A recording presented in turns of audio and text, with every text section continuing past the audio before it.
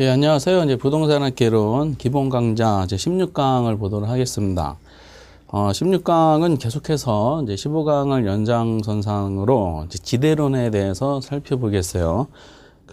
초반에는 이제 되게 좀 어려워하시는 파트긴 한데, 꼭 자주 너무 많이 나오니까 20회 이후에, 그래서 꼭 확실하게 한 문제를 이제 맞춰주시는 게 필요합니다. 근데 잘 와닿지 않는 부분입니다. 특히 이제 누가 뭐를 주장했다는 그 학자, 주창자하고 그리고 이제 이론의 명칭과 그 내용을 그렇게 연결시켜서 물어보는 이제 기출문제도 이제 등장하기 시작했어요. 그래서 말씀드렸듯이, 마르크스인데 이제 뭐 이건 투넨이 얘기했다는 식으로 연결해서 출제하는 경우가 있습니다. 그래서 이제 우리가 세 가지를 봤습니다.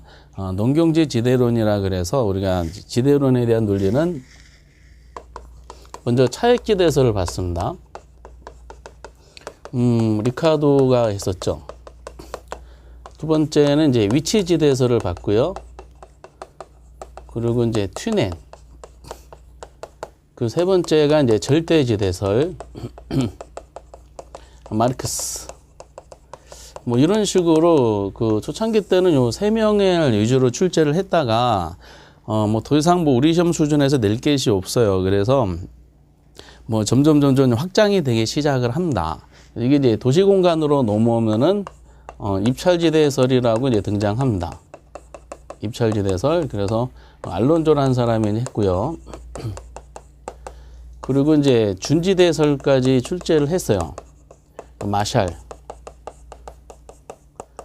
그런데 이제 근래 갑자기 또 이거 여기서도 여기까지 최근에 23회 이후부터 마샬이 등장했는데, 요것도 뭐 바닥이 났는지 또 자꾸 뭔가 좀 집어넣어요. 그래서, 경제적 지대. 경제적 지대하고 이제 전용 수입. 요거에 대한 설명도 이제 물어보게 됩니다. 경제지대하고 전용 수입이 뭐냐라고 할 때 이제 파레토라는 학자가 이제 주장한 것이 있는데, 파레토라는 학자가 이제 한 것이 이제 경제지대하고 전용 수입 간의 관계입니다. 근데 어쨌든 뭐 이제 뭐 상당히 보면 어려워요. 그래서 우리는 앞에 세 가지는 봤고, 그 네 번째 이제 입찰지대설에 대해서 한번 살펴보도록 하겠어요. 입찰지대설은 이제 옛날에 잠깐 맛배기만 보다가 15회에 갑자기 이제 단독으로 떴고요. 그 위에 한번 단독으로 더 떴었죠. 그리고 지문으로 이제 자주 나옵니다. 그래서 오지선다를 내려다 보면은 기본적으로 이제 요 5명이 이제 세트가 될 수밖에 없습니다. 어쨌든 입찰지대설에 대한 논리는 우리 책에서는 어디 설명되어 있냐면 이제 178페이지에 나와 있습니다. 178페이지. 입찰지대설에 대해서 기본적으로 저기 적어들었던 것처럼 주창자는 알론조라는 사람이고요. 그런데 이제 거기 내용상으로 보면은 거기 동그라미가 8개가 있어요. 근데 이 동그라미에 나온 내용들이 전부 기출문제에 출제했던 지문이다라고 보시면 됩니다. 그래서 그 중에서 이제 이걸 전부 다 뭐 암기라기보다는 이제 해석을 하시는 게 의미가 있는데, 거기 보면은 이제 뭐라고 되어 있냐면은 두 번째 우선 중요한 단어가 첫 번째 줄에 토지 이용자가 이렇게 설명돼요. 토지 소유자가 아니에요. 토지 이용자가 지불하고자 하는 최대 금액, 요 문구가 되게 중요합니다. 토지 이용자가 지불하고자 하는 최대 금액을 우리가 최소 금액으로 이미 오답으로 출제한 적이 있었고요. 그 초과인이 0이 되는 수준의 지대라는 거, 요거 되게 중요한 지문입니다. 첫 번째 줄에 있는 거. 근데 이제 알론조의 입찰지대에서는 누구 걸 뺏겼다고 그러냐면은 튜넨의 고립국 이론을 도시공간으로 발전시킨 것이다라고 설명이 되어 있죠. 그러고 나서 이제 동그라미 1번부터 쭉 밑에가 언급이 되어 있습니다. 여러분들이 최소한 지문들은 거기에 동그라미 1번, 그리고 이제 2번, 3번, 그리고 이제 거기 특히 동그라미, 어쨌든 동그라미 1번, 2번, 3번 정도는 반드시 보시고 밑에 있는 것도 위에 있는 거를 이제 해석만 할 수 있으시면 다 해결이 되는 중요한 내용입니다. 이제부터 입찰지대설 한번 볼 텐데요. 입찰지대설에 대해서 되게 좀 부담을 많이 느껴하시는 것 같아요. 근데 이제 이게 누구 걸 뺏겼자 그러면 투넨이 있다고 나왔죠. 투넨의 고립국 이론. 이 고립국 이론이라는 것은 튜넨이 이제 그 1826년도에 발표한 논문의 제목 이름이에요. 좀 원래 좀 긴데 압축하면 고립국 이론이고, 이 고립국 이론 안에 이제 지대 결정 이론으로 우리가 위치지대설이라고 이제 해석해서 나오는 것이 있습니다. 그래서 여기서 말하는 튜넨의 위치지대설은 이 고립국 안 논문 제목 안에서의 지대 결정 이론이다라고 해석하면 되겠습니다. 이 튜넨의 고립국 이론을 이제 도시 공간으로 옮겨놓은 내용입니다.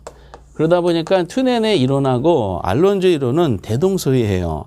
쓰는 용어도 비슷하니까 같이 묶어서 보도록 하겠어요. 그러면은 튜넨의 고립국 이론이 또 뭐냐라는 거를 이제 참고하시다 보면은 어떤 이제 그 알론조의 입찰지대선을 논할 때 약간의 이제 연결성을 가지게 되는 걸로 판단이 됩니다. 173페이지에 다시 돌아가셔가지고 그 튜넨 걸 잠깐 볼게요. 튜넨의 고립국 이론에 대한 논리. 튜넨 이론을 잠깐 조금 더 본다 그러면은 튜넨의 입지론이죠. 튜넨은 이제 앞에서 우리 지대론에서는 리카도의 차익지대설과 비교한 내용들을 잠깐 간단하게 그 어떤 차이가 있습니까라는 설명만 했어요. 뭐 디테일하게 이제 논한다 그러면 거기서 이제 똑같은 위치지대설에 나오고 그 밑에 이제 고립국 이론이다라고 설명이 되어 있습니다. 튜넨의 이제 논문 제목 고립국 이론. 여기서 말하는 이제 고립국은 하나의 그 도시 국가입니다. 고립국이잖아요. 국가의 국가. 그 당시 도시 국가. 근데 이제 이 고립국 논문을 통해서 이 고립국이라고 이제 가정한 이 도시 국가가 1826년도에 발표한 논문의 제목 이름이라 그랬죠. 근데 이게 그 당시 유럽사에 존재했던 국가가 아니라 튜넨이라는 학자가 논문 속에서 만들어낸 가상의 도시 국가입니다. 근데 이 고립이라고 한 배경이 있습니다. 우리가 보통 이제 현대 사회에서는 뭐 쌀 같은 거, 작물 같은 것이 지역과 지역 간에 이제 수출과 수입이 가능하잖아. 국가 간에도 수출과 수입이 가능한데 이 고립국은 이제 그런 것이 불가능한 이제 폐쇄 경제를 가정하게 된 겁니다. 폐쇄 경제. 그러다 보니까 개방 경제가 아니고 폐쇄 경제니까 그 고립국 안에 있는 도시 시민들이 이제 먹고 생존을 하려면은 고립국 안에서 하나의 도시국 안에서 모든 작물을 다 재배를 해야 돼요. 근데 재배해야 되는데 작물에 따라서 성격이 다 다릅니다.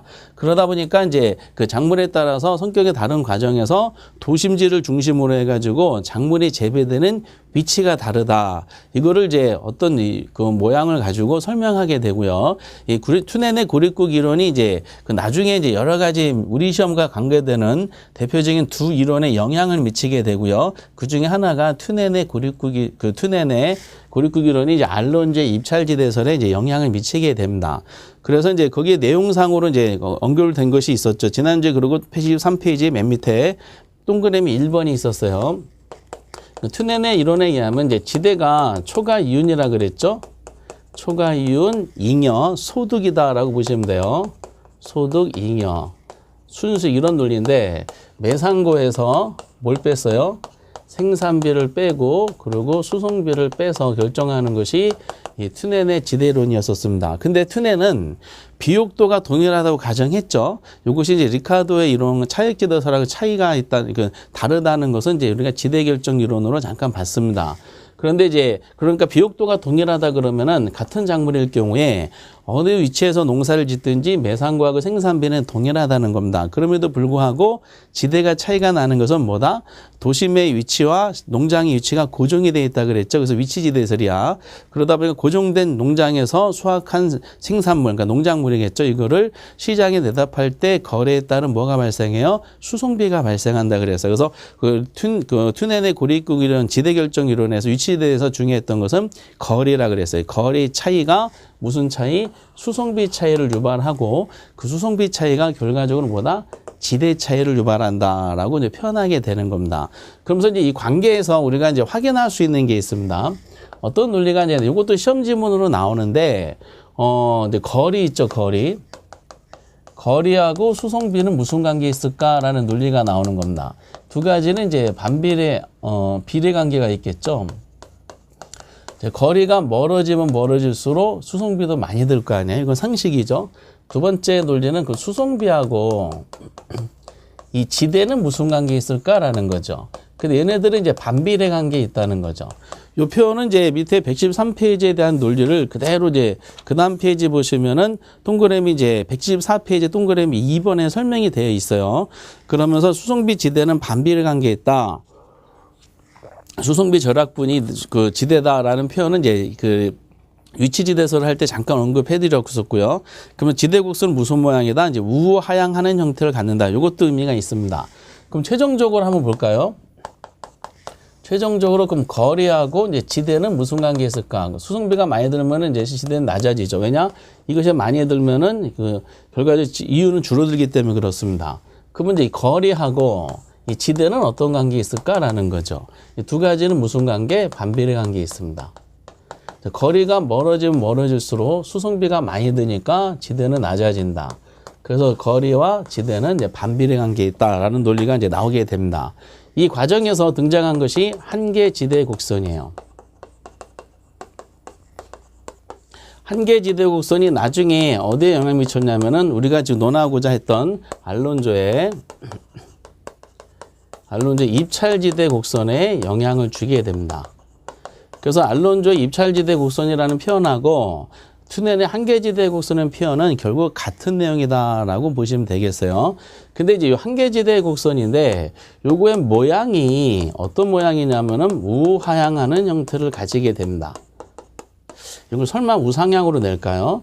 근데 우리 시험에서 그냥 우하향으로 낸다 그러면은 너무 싱거운 거야. 그래서 어떻게 했냐면은 원점을 향하여 볼록한 형태라고 출제한 적이 있습니다. 그래서 이게 이제 출제를 하고 나서 학원가에서는 야, 이거를 장난칠 수 있을까 해가지고 원점을 향하여 볼록하다는 표현을 뭐 오목이라고 뭐 장난치고 이렇게 이제 내용을 이제 별짓을 다 했었어요. 그런데 출제는 그런 생각 없는 것 같아요. 그냥 모양이 우하향하는 형태를 갖는다라는 거를 기억을 해 주셔야 돼요. 그 논리는 이제 그림을 그려보면 알 수가 있어요.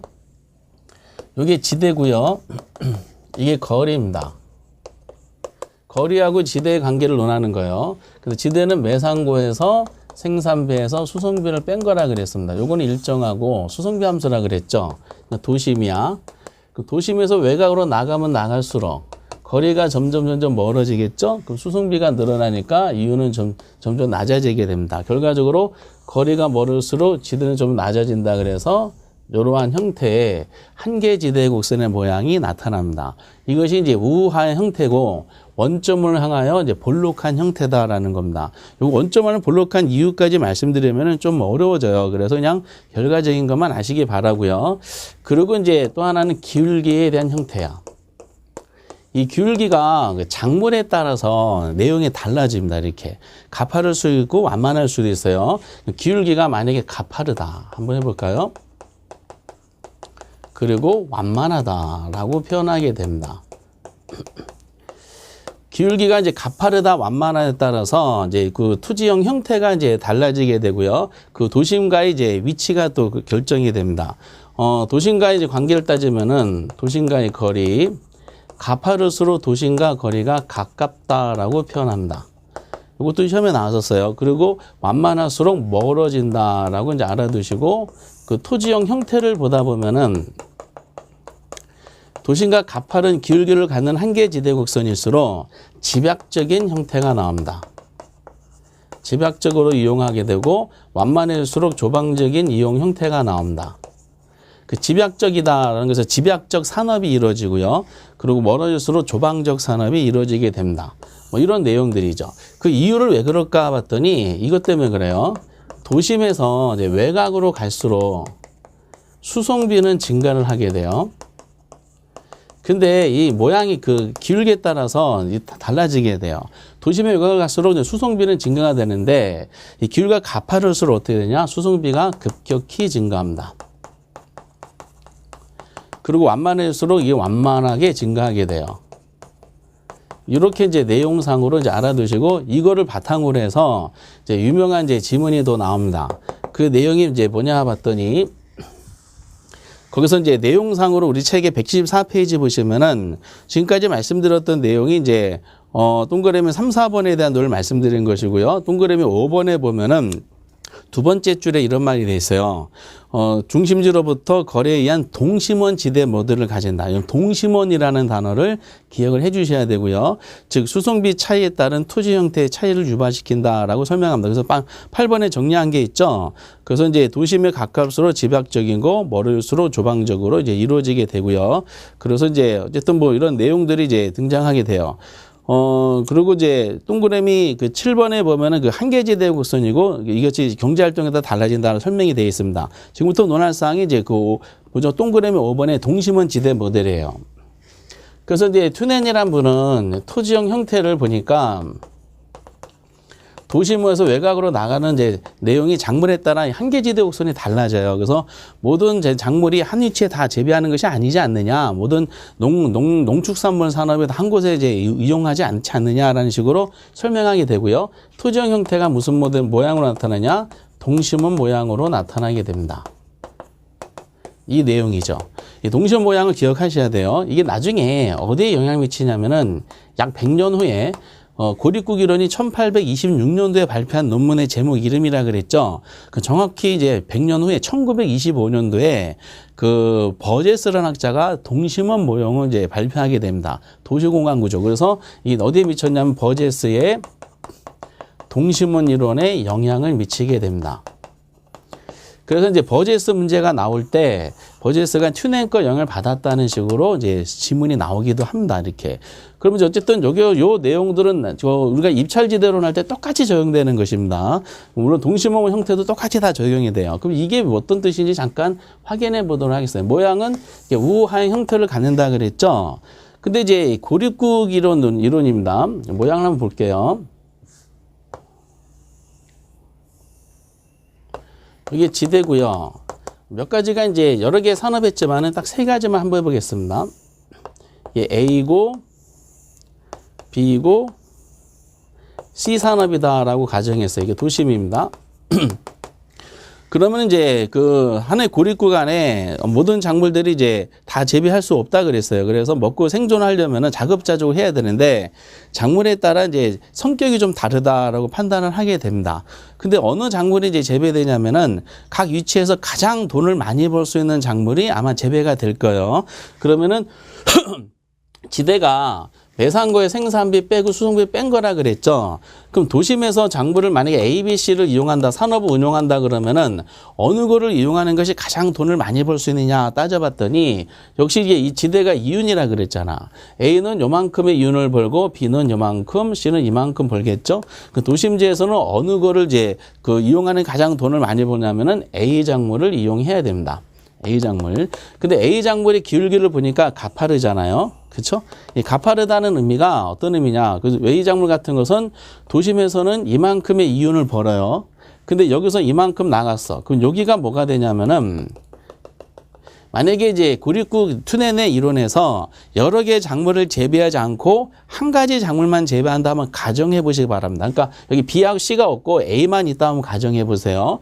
그럼 A 작물을 이용했을 때 도심에서 이만큼 이윤을 벌다가 외곽으로 나가다 보면은 수송비가 점점 많이 들다 보니까 수송비가 도심에 가까워서 급격히 증가한다 그랬죠. 그 많이 들으니까 이윤이 점점 줄어들다가 여기 거리축과 접하는 요 지점이 단일 작물을 재배했을 때 한계지가 됩니다.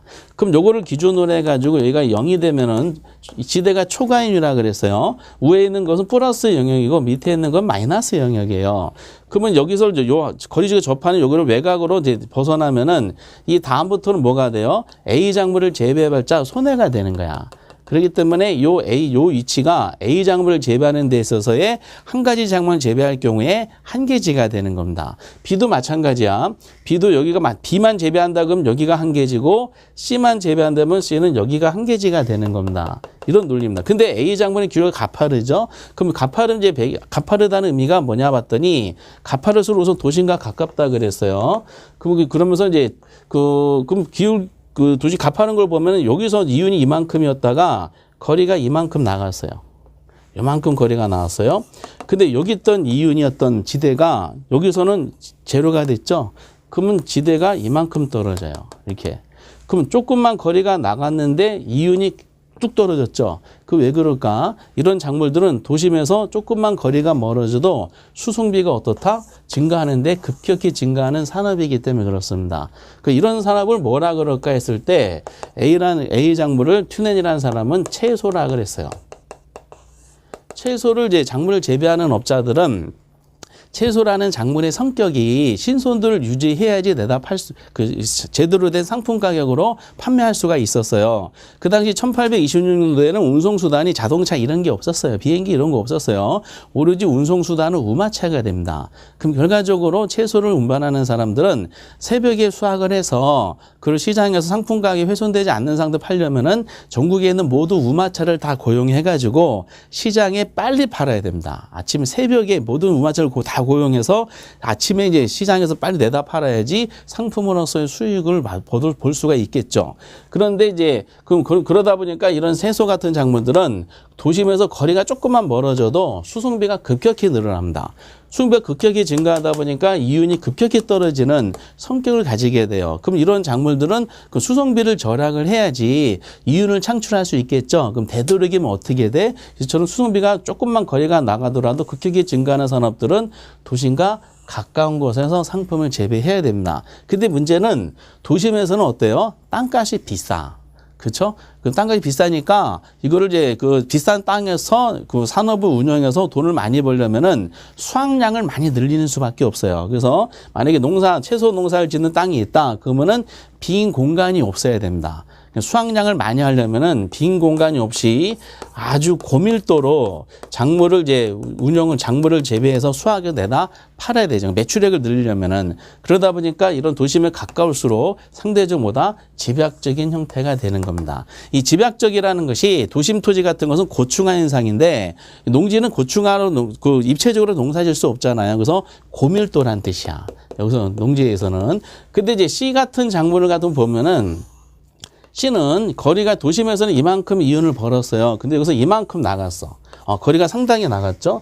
거리가 나가면은 이제 여기 있던 이윤이 줄어들긴 해요. 다만 이제 채소라는 A 작물보다는 거리에 따라서 수송 지대가 낮아지는 것이 좀 완만하게 이제 하락을 하죠. 이렇게. 그 이유가 이제 이런 작물들은 거리가 이렇게 먼 데서 외곽 나간다 하더라도 지대 변화가 작은 작물들입니다.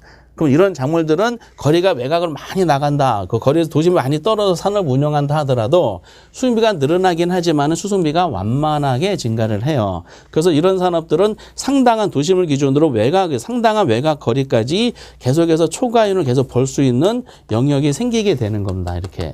그래서 이런 산업들은 이제 도심과의 거리가 이제 그 길이가 완만해질수록 도심과 거리가 먼 장소의 산업을 운영해도 관계가 없다는 뜻이죠. 그럼 이런 산업들이 뭐가 있을까 했더니 채소처럼 신선도와 관계없는 산업들이야. 그래서 튜넨이라는 사람은 C 같은 산업을 목축업이라고 했습니다.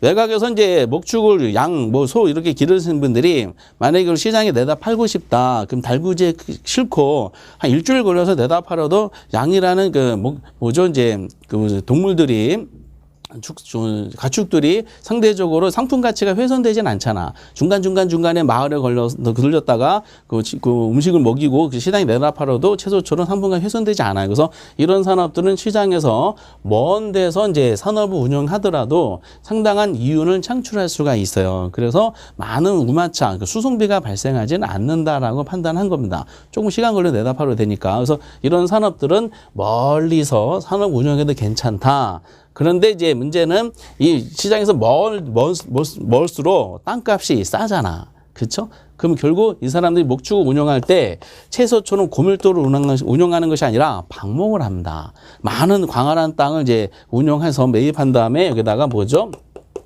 방목하다 보니까 저밀도로 운영해요. 그것이 조방적인 토지형 형태다라고 얘기를 하게 되는 겁니다. 그래서 우리 시험은 어떻게 하냐면은 한계지대 곡선의 기울기가 이제 가파라질수록 집약적인 형태가 나타난다 이렇게 표현하게 돼 있어요. 근데 이거를 이제 동심원 형태로 설명을 해야 돼요. 그러려면은 한 가지 작물만 하면 안 되고요. 세 가지 작물을 같이 이제 우리가 설정해야 됩니다. 그런데 아까 단일 작물만 재배했을 때는 이 거리축과 접하는 것이 각 산업마다 한계지라 그랬죠. 근데 고립 구간에서는 한 가지 작물만 재배하는 것이 아니라 여러 산업을 같이 운영을 해야 돼요. 그럼 같이 운영하다 보면은 이 거리축과 접하는 것이 한계지가 되는 것이 아니야. 그럼 어디가 한계지냐면은 각 한계지대 곡선이 있죠. 기류가 다른 한계지대 곡선이 교차되는 그 지점. 여기가 한계지가 됩니다. 그래서 튜넨의 위치지대설을 다른 말로 입지교차지대설이다라고 얘기도 하게 돼 있어요. 어떤 의미냐 봤더니 도심에서는 A 작물을 재배하는 게 이윤이 플러스가 돼요.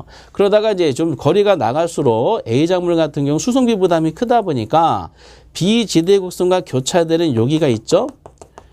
여기가 이게 A 작물의 한계지가 돼. 단일 작물만 재면 여기가 한계지였었는데 이제는 여기가 교차되는 요 지점이 한계지가 돼요. 왜냐? 요 다음부터 보면요. 어떻게 돼요? 다음부터 보면은 B보다 A가 이윤이 더 적어.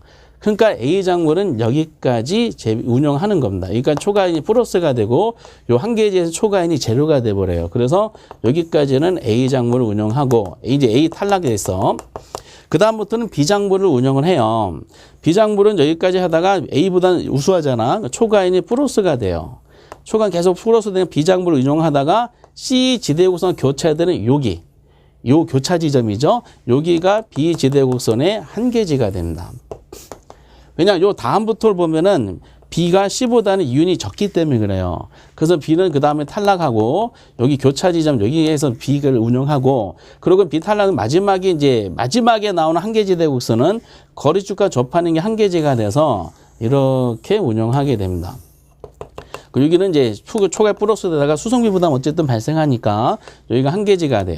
그럼 결과적으로 보시다 보면은 이 그림을 봤을 때 도심에서는 A, 그 다음부터 B, 그 다음부터 C가 되죠. 기울기마다 교차 지점이 한계지가 되면서 작물이 재배되는 위치를 보니까 도심지를 기준으로 여기까지는 A, 여기까지는 B, 여기까지는 C를 운영하더라. 그럼 이 모양이 무슨 모양이에요? 동심원 모양이더라. 라고 이제 표현하게 됩니다. 그래서 이 모양을 그대로 하다 보면은 이러한 원점을 향하여 볼록한 모습이 우향 형태에 가지게 되고요. 이거 그대로 옮겨놓은 사람이 뭐죠? 그 알론주의 그 입찰지대설이다라고 보시면 돼요. 그래서 튜넨의 이론과 똑같아. 다만 이제 튜넨은 농업 입지론이다 보니까 뭐 작물, 치즈, 목축업 이렇게 했지만은 이제는 이제 도시 공간에서는 그렇게 하는 게 아니잖아. 상업, 공업, 농업, 주거 이런 식으로 이제 표현하게 돼요. 요걸 그대로 옮겨 놓은 것이 이제 입찰지대설이다라는 거를 생각하시면 돼요. 그래서 다시 한번 입찰지대설을 보도록 하겠어요. 그 178페이지 입찰지대설에 대한 논리가 이제 거기에 언급이 되죠. 그래서 표현해 드렸던 것이 동그라미 1번에 본 이런 말이 돼서 입찰지대 곡선이란 입지 주체가 거리에 따라 지불할 수 있는 가장 높은 지대를 연결한 곳은 이거죠. 여기 이건 똑같아요. 가장 높은 지대잖아. 거리에 따라 가장 높은 지대를 연결한 퍼락선이 되는 겁니다. 그리고 동그라미 생산 요소의 대체가 일어날 경우에 그 나왔죠. 입찰대 곡선은 무슨 모양이야? 우항이야. 그리고 원점을 한 뭐보다 볼록한 형태. 뭐 똑같은 논리다라고 보시면 돼요. 그리고 3번도 꼭 체크하시고 나머지는 그대로 이제 이해를 해 주셔야 됩니다. 그랬을 때 아까 이제 알론주에 대해서 논할 때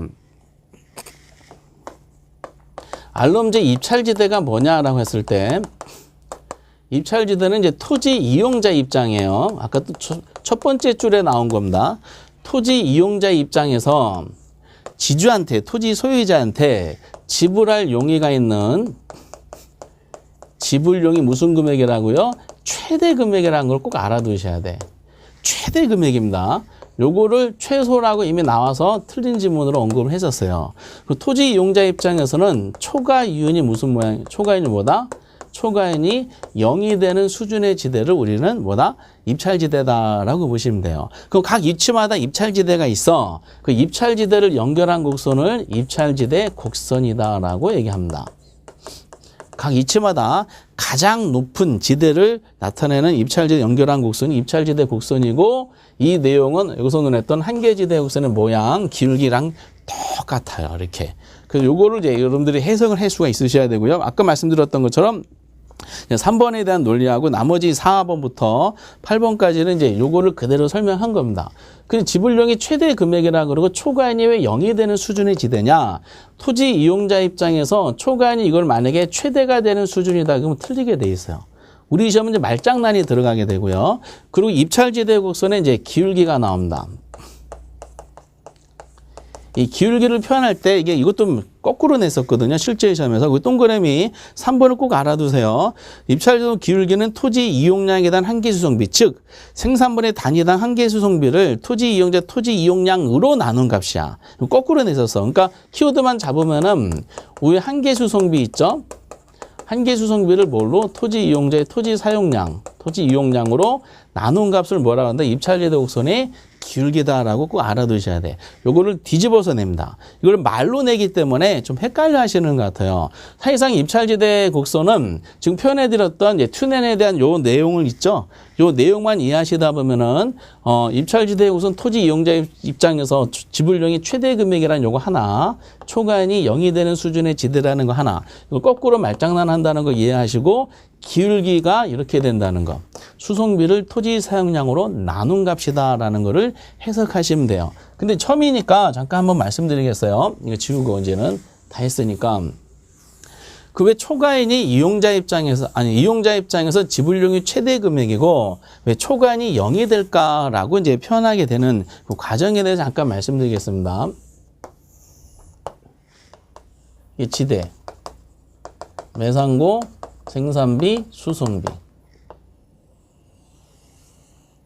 이게 입찰지대 곡선이에요. 거리고 이게 도심입니다. 그러면 이제 각 도심에서 도심 외곽으로 갈수록 각 위치가 있을 거 아니에요. 각 위치마다 어느 산업을 이용을 하느냐라는 거야. 근데 당연히 토지 이용자 입장은 어떻게 하겠어요? 각 위치마다 최고의 이윤을 창출할 수 있는 용도의 토지를 할당하겠어요? 최악의 그 수익을 창출할 수 있는 이용의 토지를 할당하겠어요? 당연히 최고의 순영가, 즉 최고의 이윤을 볼 수 있는 토지의 그 이용 용도의 그 토지를 할당하겠지. 그러니까 여기를 한번 볼까요? 요 위치에 있는 이제 이 땅을 어떤 용도로 이용할까라고 이제 고민하는 거야. 근데 어떤 용도로 이용하는지는 아무런 제한이 없어요. 지금부터 논하는 것이 아까 전에 책의 기출문제 다 나왔던 5, 6번, 7번, 이제 8번 이런 논리입니다. 어떤 용도로 하는지는 아무런 제한이 없어요. 완전 경쟁 시장을 가정한 모델이기 때문에 그래요. 그래서 쭉 보니까 A 용도로 이용할 수도 있고요.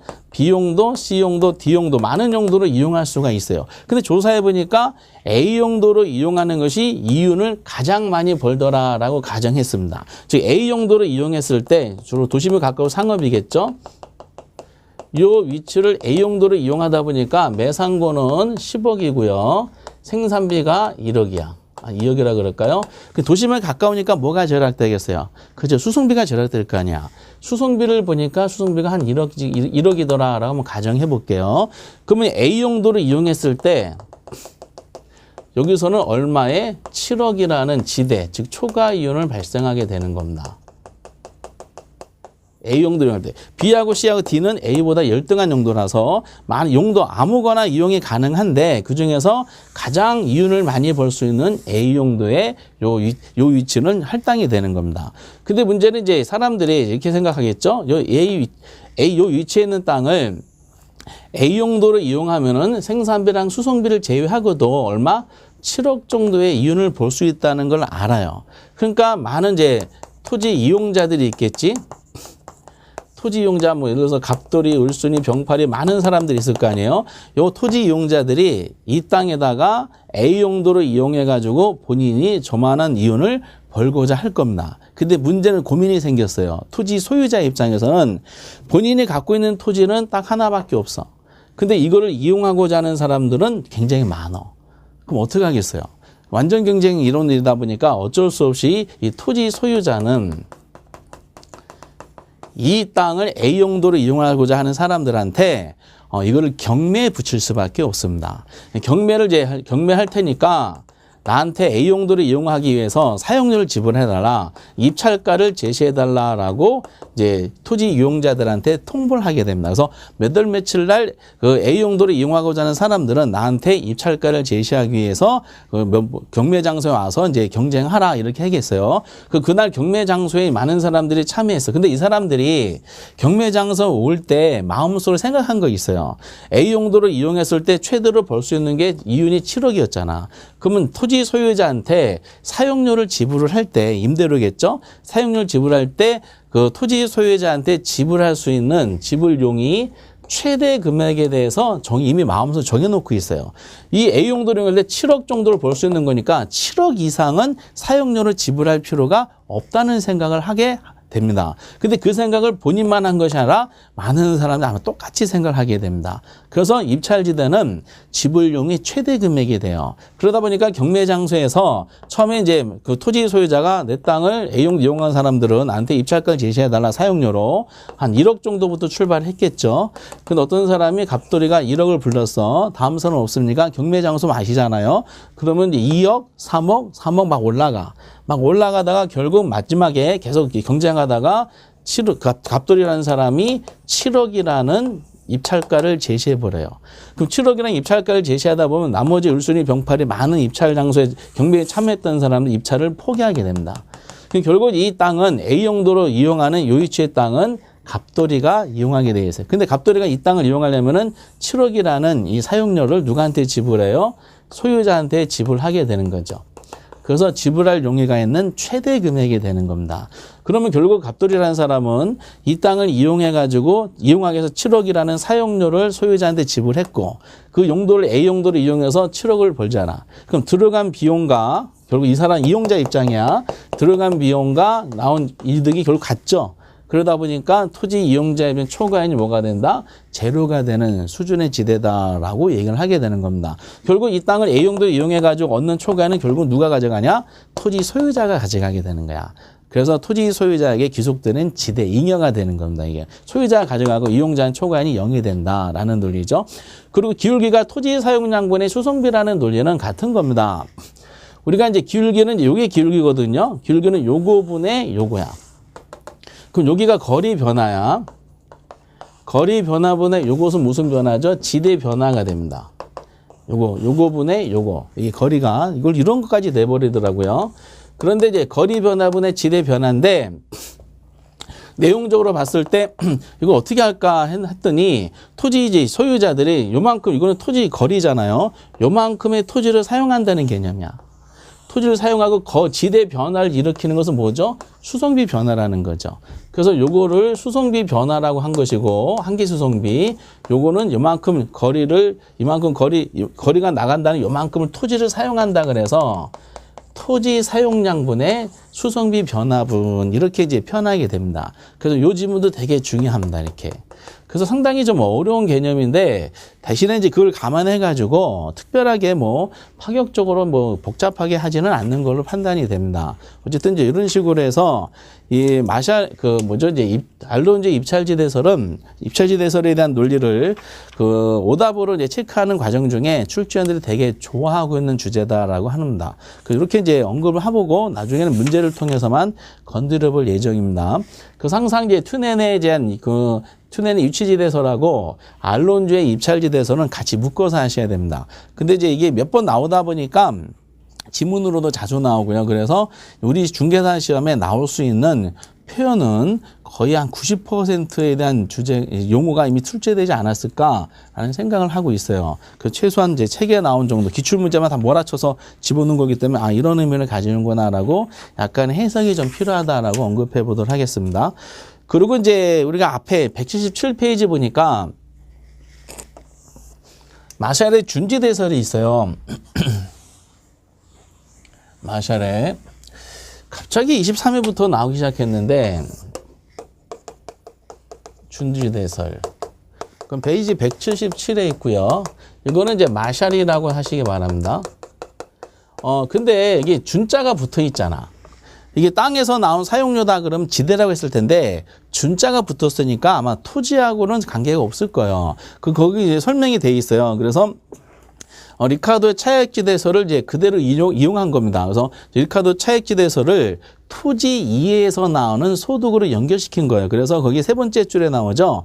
생산을 위하여 인간이 만든 기계나 기구로부터 얻는 소득. 요거 꼭 체크해 놓으셔야 돼요. 그러니까 이제 인간이 만든 기계, 기구 있죠? 기계나 기구 등이 창출하는 소득을 우리가 뭐라 그런다? 준지대다라고 하는 거죠. 이렇게. 그래서 이제 이것이 누구한테 귀속된다? 기계 소유자한테 귀속된다. 그래서 리카르도의 차액지대서를 그대로 재편성한 거다라고 합니다. 이 준지되는 소득은 누구한테 귀속된다고요? 이 기계 소유자한테 귀속이 되더라라는 논리입니다. 이렇게. 어쨌든 이제 기계나 기구 등이 창출된 소득이다. 근데 리카르도의 차액지대설이 소득이 잉여라 그랬잖아. 소득 잉여.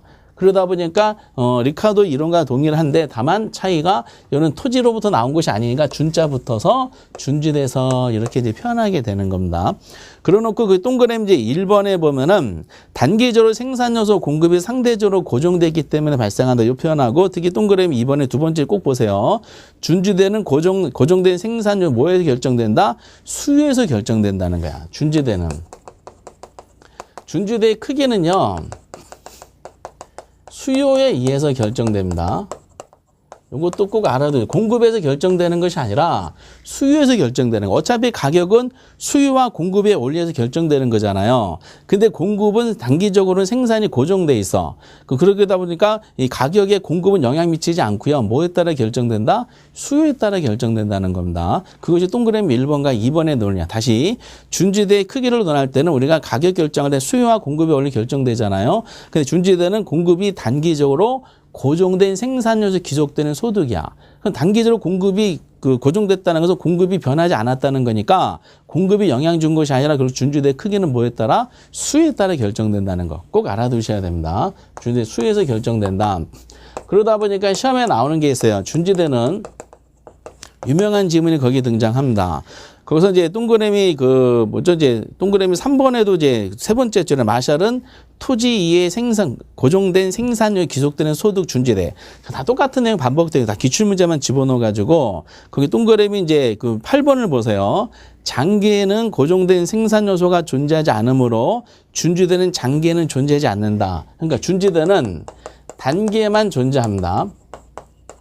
장기적으로는 소멸되는 지대다라고 알아두시기 바랍니다. 그러니까 장기적으로 준지대가 존재한다 그러면 이거 안 맞아. 왜 그럴까? 이렇게 여기까지 내용입니다. 이렇게 요 정도만 아셔도 충분해요. 준지대 이론은. 그러니까 이제 뭐냐면은 성능이 아주 우수한 기계가 나왔어. 건설기 같은 게 나왔어요. 그럼 이 기계를 이용해 가지고 수익을 창출하고자 하는 어떤 사람들이 있을 거 아니야. 그렇죠? 그럼 그 기계, 성능이 우수한 기계는 근데 그 성능이 우수한 기계다 보니까 규모가 크다 보니까 이거를 그 바로바로 똑같은 성능, 이거보다 더 우수한 성능을 가진 기계를 또 바로 생산할 수가 없어요. 그래서 단기에 고정돼 있어요. 그럼 이 기계를 이용해서 어떤 목적을 달성해 가지고 수익을 창출하는 사람들이 기계 소유자한테 와서 기계를 나한테 좀 빌려달라라고 얘기할 겁니다. 이렇게. 그러면은 그거 성능이 우수한 기계다. 이게 활용도가 높다 그러면은 수요자들이 많을 거 아니야. 수요가 많으면 어떻게 돼? 공급은 고정돼 있으니까 점점 가격은 비싸게 되겠죠. 그다음에 준지대 크기 뭐에 따라 결정된다? 수요에 의해서 결정된다라는 논리가 나오게 되는 겁니다. 이렇게. 근데 성능이 우수한 기계에 대한 수요가 증가할수록 가격이 높아지니까 기계 소유자가 이걸 다 가져가게 되는 거야. 왜? 토지 기계 이용자들이 기계 소유자한테 사용료를 지불해야 되니까. 근데 문제는 시간이 지났어. 시간이죠. 어느 정도 시간이 지났어요. 시간이 지나다 보니까 그게 장기야. 시간이 지나면은 이 성능이 우수한 이게 기계, 이게 A라 보면은 이거보다 더 성능이 우수한 기계가 또 나와. 시간 지나면은. 더 성능 우수한 기계가 만약 B기계가 나왔다. 그러면 수요가 어느 쪽으로 새로운 기계로 갈아타게 되고 그럼 기존 기계 했던 것은 수요가 점점 줄면서 이윤이 점점 줄어들게 된다. 결국 이 기계에서 나오는 이윤은 사라지게 된다는 뜻이죠. 이렇게. 그 결과적으로 단계만 존재하고 장기 사라지는 것은 뭐 때문에 이게 다 수요에서 결정되기 때문에 그렇습니다.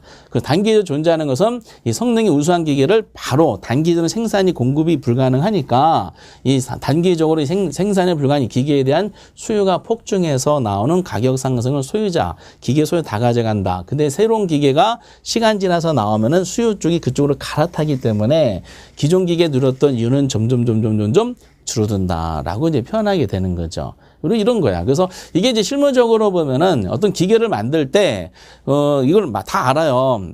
아, 이 기계를 만들어가지고 창출할 수 있는 이유는 단기적이구나. 조만간 뭐 2, 3년 후에 새로운 기계가 나와서 내 만든 기계에 대한 만약에 이제 선호가 줄어들어서 다른 기계로 수요가 옮겨가면은 내 기계에 대한 선호도 감소에 따른 이윤 감소로 이 기계를 만들어내는 효과가 줄어들겠구나라는 걸 다 알아요. 그래서 이거를 이제 준지대를 보호할 목적으로 법적인 장치를 마련한 것이 특허제도다라고 생각하시면 되겠어요. 특허제도를 통해서 여러 가지 이제 법적으로 보장받게 되는 이런 논리가 나오게 되는 것이고, 그 사람도 이런 일이 발생하죠. 사람도 처음에 이제 등기 치기 전에, 그러니까 동산 상태에서 만약에 만난다. 그럼 눈에 콩깍지가 씌우잖아. 그러다 보니까 이제 처음에 딱 만나면 단기적으로 준지대가 상대방한테 발생할 수밖에 없어요. 그런데 이게 좀 시간이 지나면 콩깍지가 점점 벗어나면서 다른 옆에 있는 다른 사람들이 보이게 돼. 그럼 지금 봤던 사람보다 더 성능이 우수한 다른 사람이 나이트에서 발견됐다. 그쪽으로 이제 사람들 관심이 가져가게 되면은 기존 사람에 대한 선호도가 줄면서 헤어지게 마련이지. 그래서 사람들은 그래서 이 콩깍지가 벗겨지기 전에 이거를 이제 보호받고 싶어서 나오는 게 등기 제도가 되지. 법적으로 보장받기 위해서 그 등기제를 빨리 없애버리는지 해야 되겠어요. 어쨌든 이제 준지대에 대한 논리는 마샬이 한 거다. 예, 토지가 아니라 인간이 만든 기계, 기구 등이 창출되는 소득, 잉여를 말한다. 누구한테 기속되는 거다? 기계 소유자한테 기속되는 거다. 크기는 뭐에 따라 수요에서 결정된다. 왜? 단기는 공급이 부족하기 때문에. 그럼에도 불구하고 장기적으로 사라진다. 왜? 새로운 기계가 장기적으로 나오기 때문에. 이 정도만 확인하시면 큰 지장이 없다는 걸로 말씀을 드리겠어요. 그래서 이런 식으로 이제 준지대에 대한 논리까지가 이게 우리 시험에서 그동안의 세트야. 요 관계에 대한 논리는 30회 때도 틀림없이 나오게 될 겁니다. 근데 갑자기 29회 때부터 요것이 이제 지문으로 등장하기 시작하네요. 경제지대 전용 수익 간의 관계.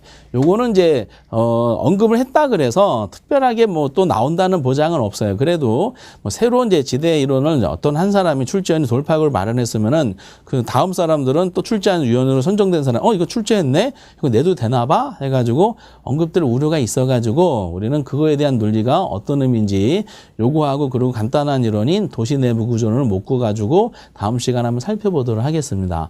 여러분들 요거 굉장히 중요해요. 그래서 5명에 대해서는요, 많은 문제를 푸실 때 꼭 기출문제를 풀어보셔야 돼. 충분하게 다 나와가지고 너무 어려운 겁니다. 학생들도 어려워요. 학교에서. 그래가지고 이거를 이제 출제위원들이 중개사 시험에는 다듬고 내는 것 같아요. 그러다 보니까 결과적으로 시간이 오래되다 보니까 같은 지문이 계속 반복되면서 반복되는 지문에서 글자 하나를 탁 틀어버립니다. 그런 부분들은 이제 우리가 연습을 많이 하시면 해결이 되는 거니까 기출문제에서 나왔던 조문들은 꼭 알고 계셔야 됩니다.